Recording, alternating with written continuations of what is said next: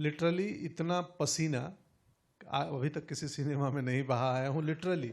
इस फिल्म ने और अटल जी के व्यक्तित्व ने मुझे बहुत बदला है पिछले 6 महीनों में। लाइफ की बात करें तो पॉलिटिक्स में कितना इंटरेस्ट रखते हैं आप? हम बिहारी हैं। यही उत्तर है। मैं तो छात्र संगठन में था और मैं आंदोलन भी किया हूँ, 1 हफ्ते जेल भी रहा हूँ, तो मैं उस रास्ते पे निकल चुका था। मैं लिटरली इतना पसीना अभी तक किसी सिनेमा में नहीं बहा आया हूँ लिटरली।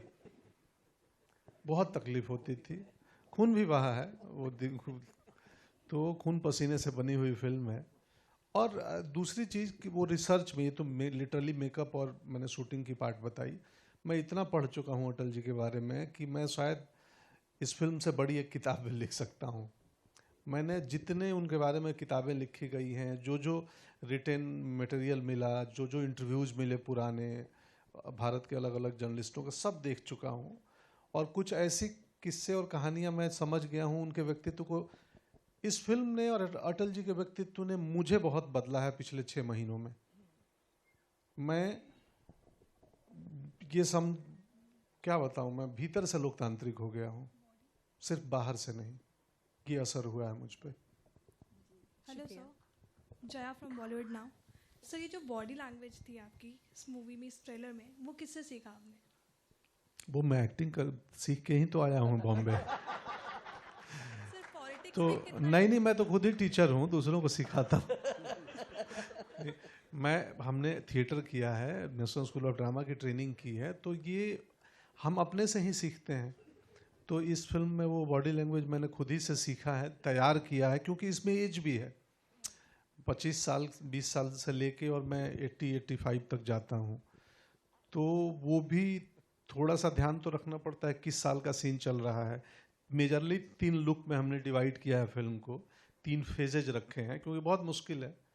तो थोड़ी थोड़ी उसमें हम बतौर एक्टर प्रयास करते हैं कि जब क्या हो बॉडी लैंग्वेज। और अगेन मैं बिगिनिंग में बोला कि कितनी इमिटेशन हो, नकल हो, या कितनी मिमिक्री हो, या कितना उनके विचार को पकड़ें कि वो व्यक्तित्व क्या थे, उनका सोचने का तरीका क्या था उनका। तो वो मिमिक्री इमिटेशन कम है, व्यक्तित्व ज़्यादा है।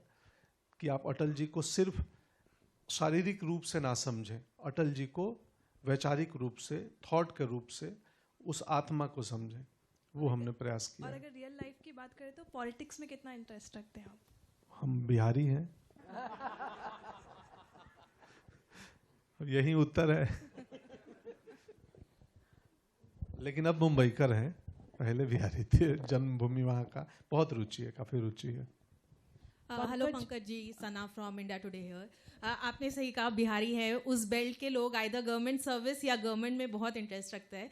आपने कहा कि जब आप नहीं जानते थे कि आप अभिनेत्र बनेंगे, कभी सोचा था कि पॉलिटिक्स या एटलीस्ट आईएएस बनने का सपना था? हाँ, मैं तो छात्र संगठन में था और मैं आंदोलन भी किया हूँ, 1 हफ्ते जेल भी रहा हूँ, तो मैं उस रास्ते पे निकल चुका था।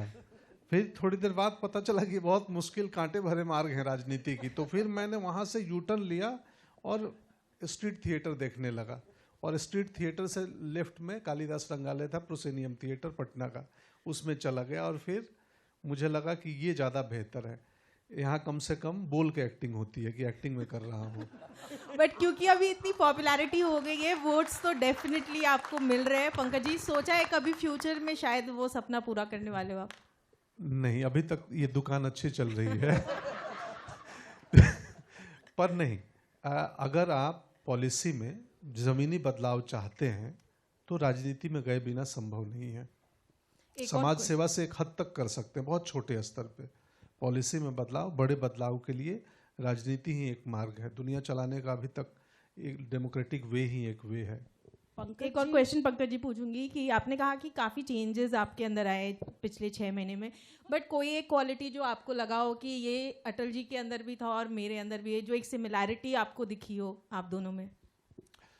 संवेदनाएं, संवेदना में बहुत, वो जो EQ जिसको बोलते हैं ना, आप सब मॉडर्न भाषा में EQ, हम लोग संवेदना उसी को बोलते हैं, इमोशनल कोशेंट ना। हाँ, संवेदना के स्तर पे बहुत ऊपर थे अटल जी, बहुत।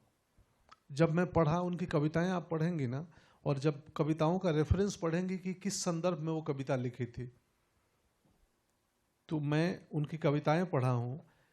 वो आमतौर पे दिसंबर में जन्मदिन पे एक कविता लिखते थे और कई बार बीच में भी लिखते थे।